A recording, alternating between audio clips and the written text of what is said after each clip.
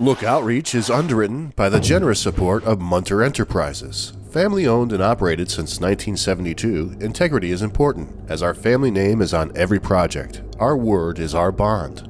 Munter Enterprises. Just build it.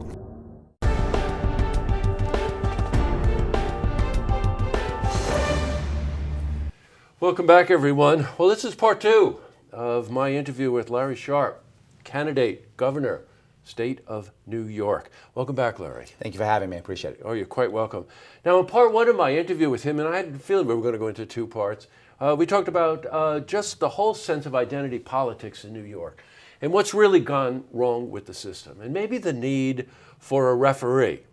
Right? Sure. And I want to start this part of the interview by really talking about that. You know, if people are so stuck in their own worlds that I'm right and whatever you represent is wrong, so where's the value system in that? Mm-hmm. You know, can somebody, I mean, I think recent politics has proven that an outsider can win. Absolutely. That a strong independent can make an incredible showing. Yes. Well, there were years where if you were Republican or Democrat, that was it. Mm-hmm. All these independents, all these third parties, libertarians, Green Party, they didn't count. Well, they seem to count now. Well, there's a bigger piece, and that is the actual largest voting bloc is those who don't vote. So most people don't vote. In New York State, only about 40% of the people who can vote. It's a very small percentage compared to all the people who are here. Only about 5 million people will vote in 2018, give or take. There's 18 million New Yorkers, about 12 million who could vote. 5 million will vote. That's terrible. So yes, what does that tell you? Most people have no hope or think it doesn't matter. Right. And the people who have shown that, Bernie and Trump in the primary. Right. They registered millions of voters. People thought, oh my God, there's a chance.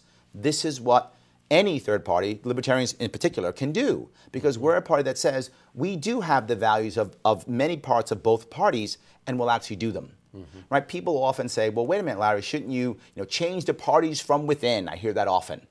That hasn't worked. Doesn't work. Those people are pushed to the side because, in fact, they get primaried out. They get removed within their own party. Their own party removes them. Why would I do that? Well, you know what?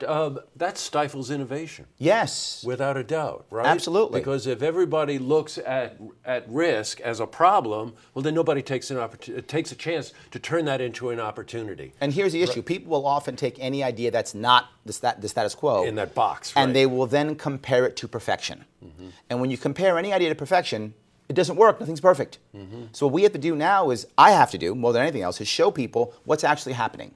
People say, but if you remove some of the reins, some people will fall through the cracks. They're right. They're falling through now.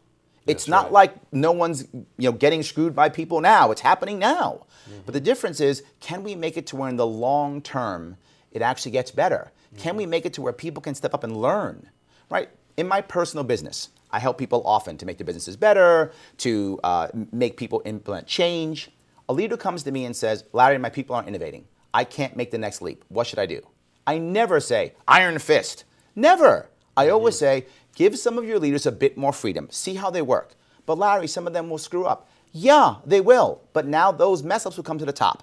And those who can repair and become better will become amazingly powerful. We will fail the way to the top. Those who don't, you now can get rid of them. Mm-hmm. And the ones who were waiting there to be great will become great. Well, that's a basic tenet even of what your political party stands for. That's correct. It's the power of the individual. Yes. So, if you stifle innovation, those individuals never rise. They don't. And it's interesting. I'm sure a lot of you are thinking the same thing. When you say, oh, yeah, but some might fall through the cracks. They fall through the cracks anyway. Absolutely, yes. So why not give the opportunity to those? Now, if you do look, let's just drill down. I know there's a long way to 2018. But if you look at New York State right now, and if the goal is to power the individual, if it is to decentralize a lot of the things, can you pinpoint any specific areas that you're looking at? There's several of them. One of them is the MTA and transportation. Okay. What we're doing now is, I'm from New York City, so everyone worries about how do we get into the city and out of the city easier, and how do we move within the city easier? And the answer always seems to be more money, right? Either the state should pay or the city should pay, but the problem is we're still paying. Mm-hmm. The answer actually is some form of innovation. What other choices can we have? What else should happen?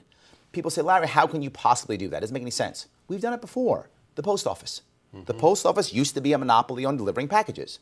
Now we have FedEx and UPS. What winds up happening? Well, the post office has to then mold itself to be better. It's become a better bulk shipper, and it also ships to very odd places, right? If you want to send your package to Barrow, Alaska, FedEx is probably not going to go there. But will the post office? Yeah. So FedEx is now a client of the post office. So this can work. Why isn't there some option besides the MTA?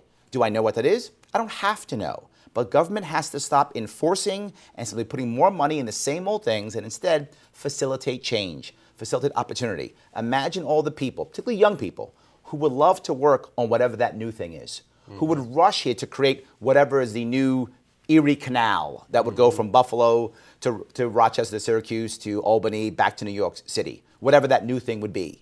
Wouldn't that be amazing? We would draw people here, talent here. We wouldn't have to bribe businesses to come here anymore.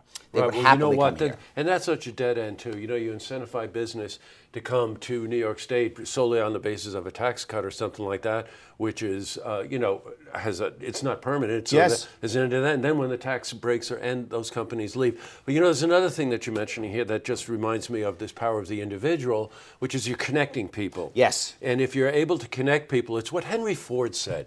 The original mission statement for Ford Motor Company had nothing to do with making cars with 4 wheels and motors and everything else. He said it had to do with the power to connect people. Absolutely. And when you realize that, then you have a lot. Well, look, Larry, we're out of time. Hard to believe. You're welcome back anytime. Love to have this conversation. Continue it as your platform is developed, as you start marching down this path.